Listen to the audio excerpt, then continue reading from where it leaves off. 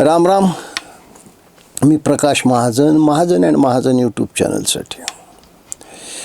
आपल्याकडं एक मराठीत म्हण आहे, शिमगा संपला आणि कवित्व राहिलं.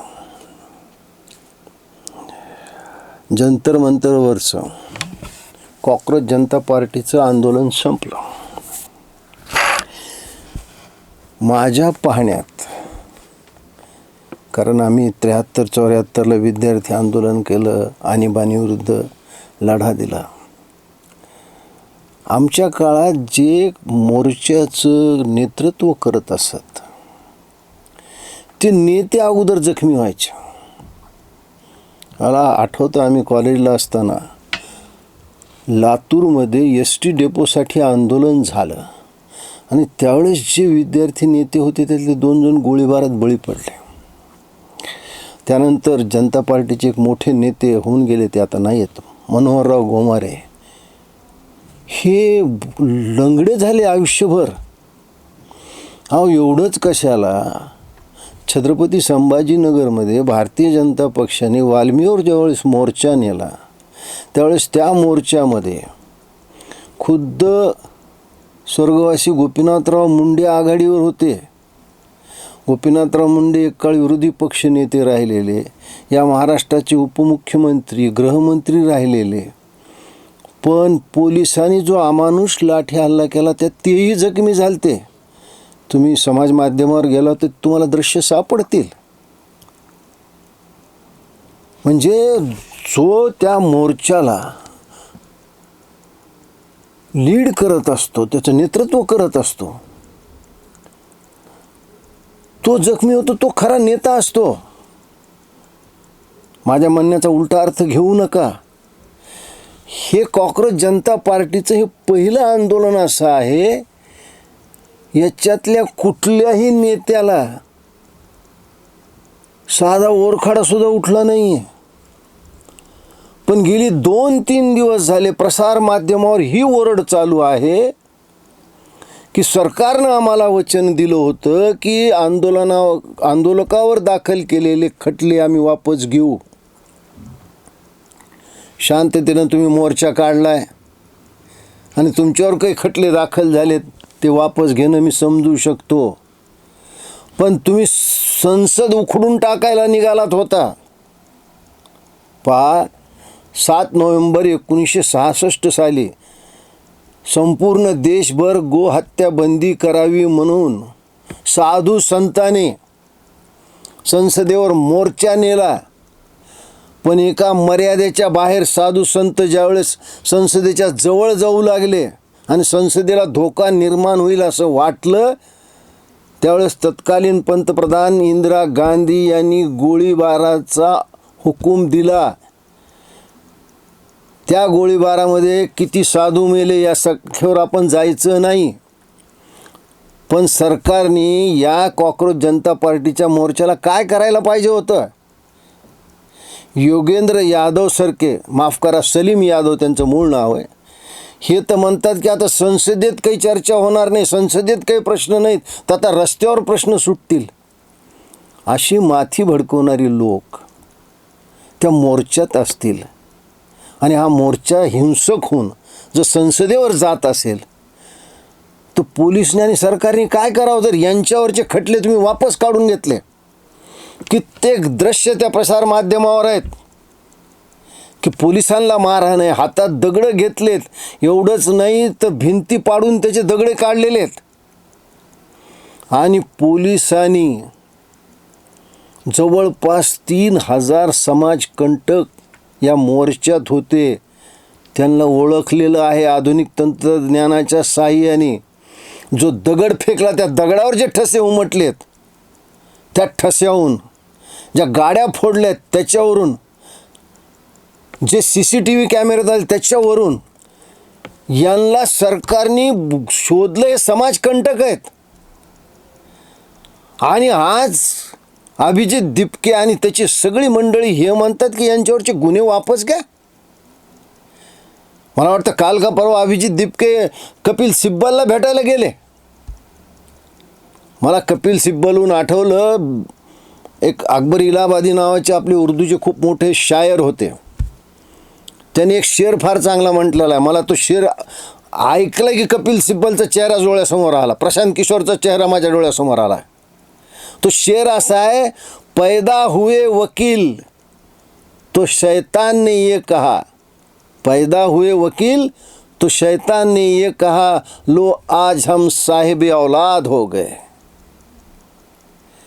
म्हणजे वकील जन्मल्यावर सुद्धा शैतानाला आनंद होतो. यांच्याकडं पाहिल्यावर मला हा शेर का आठवतो याचं तुम्हाला लक्षात येईल की हा कपिल सिब्बल हा राम मंदिराच्या विरुद्ध उभा राहतो,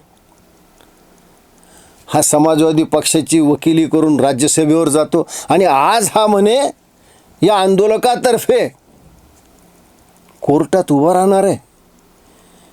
असे जे वकील असतील जे एखाद्या गुन्हेगाराला, दंगलीतल्या गुन्हेगाराला, तो यासीन काय नाव त्याचं, त्याच्यासाठी म्हणून रात्री 3 वाजता सुप्रीम कोर्टाचा दरवाजा ठोठावतात.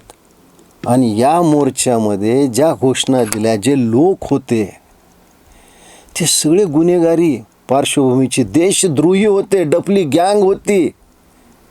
आणि सरकारनं जर यांच्यावरचे खटले दुर्दैवानं वापस घेतले तर सरकार नावाच्या गोष्टीचा धाक जनतेला उरणार नाही.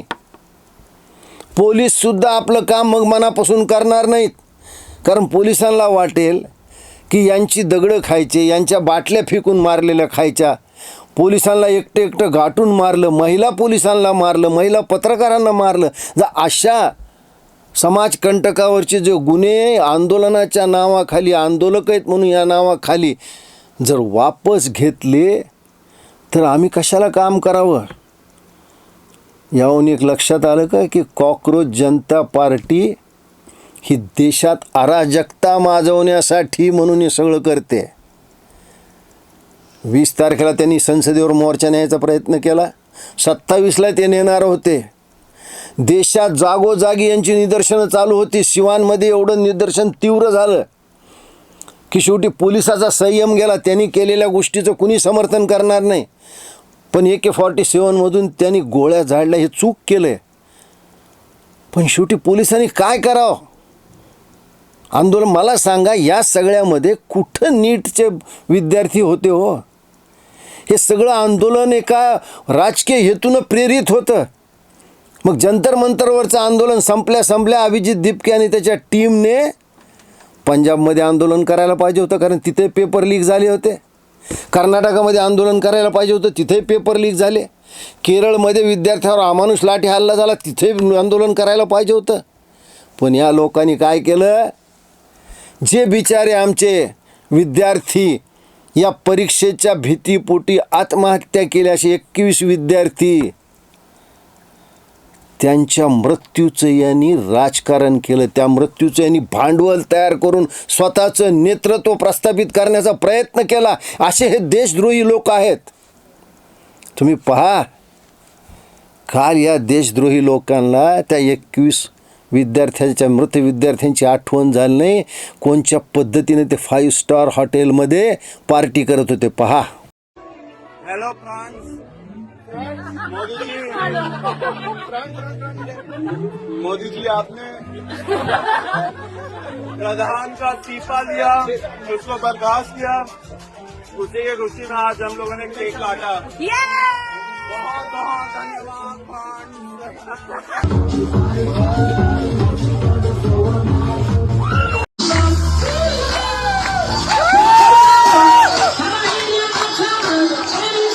तो सौरभ दास आमच्या देशाच्या पंतप्रधानाची नक्कल करतो.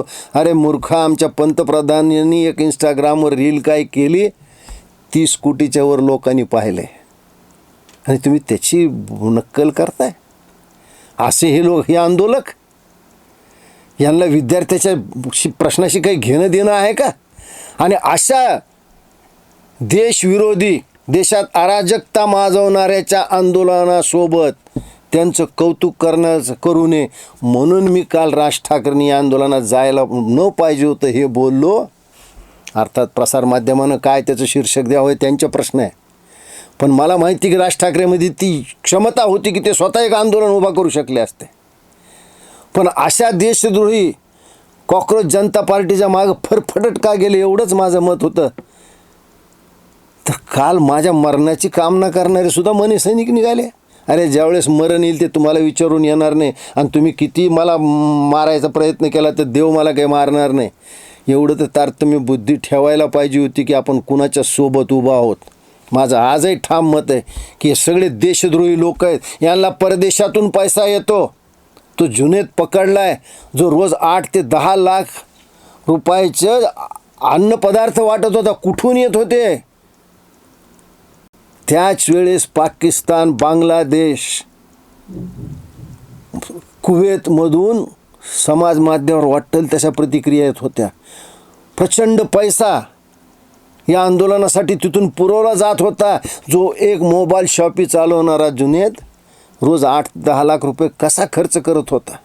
कुठून हा पैसा येत होता? हे सगळे देशद्रोही लोक आहेत हो, आणि यांच्यासोबत राज ठाकरेंनं जाणं हे मला नाही पटलं. मी कुठेही राज ठाकरेंचा अपमान केला नाही. आजही माझ्या मनात त्यांच्याविषयी आदर आहे, पण राज ठाकरेंनी अशा लोकांसोबत जावं याचं मला वाईट वाटलं. आणि मी हे बोलून दाखवले मी काय चूक केलं?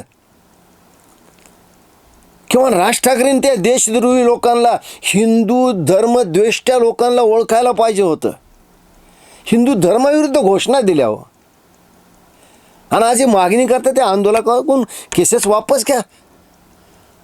खरंच जर सरकार या आंदोलकावर काही कारवाई करणार असेल तर आपण सगळ्यांनी त्याचं स्वागत करायला पाहिजे.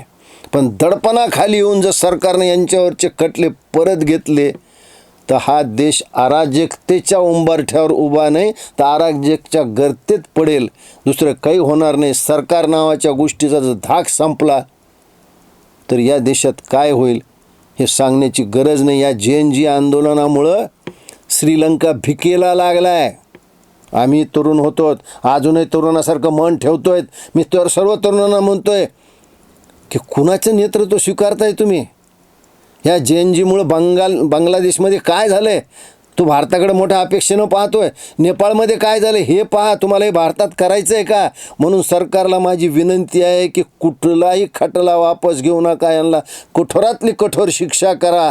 आणि हे जे आंदोलक आहेत या आंदोलनाच्या नावाखाली जे धुडगूस घालतात यांच्यावर थाक बसला पाहिजे असं मला वाटतं. धन्यवाद.